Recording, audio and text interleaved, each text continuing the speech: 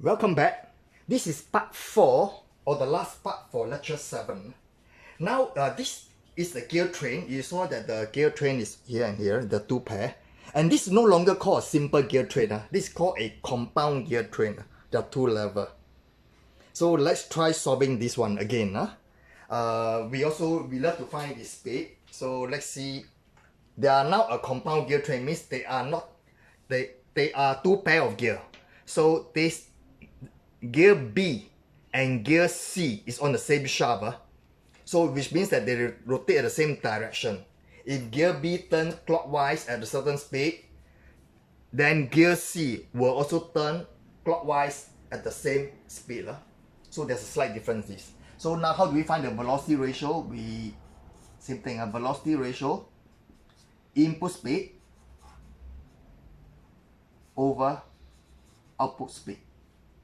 And this is always the number of teeth. Let's say a number of teeth. So let's say over this pair, the number of teeth is N B over N A with one engagement. I'll stop here for a while and explain a bit more. Now what it means is over this pair, over here,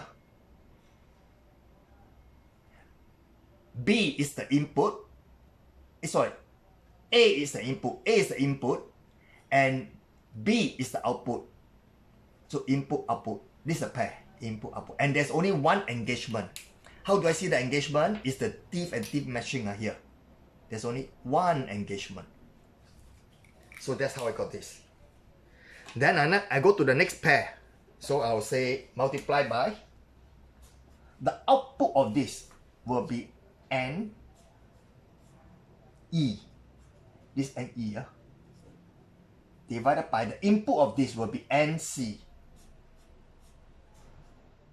and the number of engagement is 1, 2.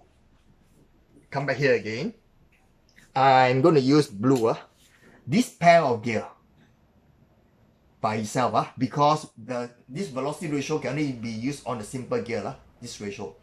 So the output is here, the input is here, and the number of engagement, I'm going to highlight it in pink, is here.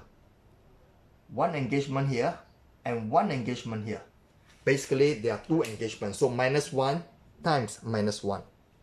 That's how we get the value. So now let me put in all the values now. Negative is still negative. MB is 70 over NA, which is 20, times 54 over 18. And that will give me minus 10.5.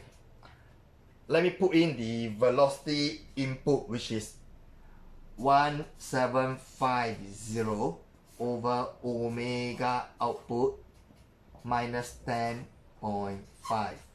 I will get omega output is minus 1750 divided by 10.5. That will give me minus 166.7 RPM. And what does it mean? It means 166.7 RPM.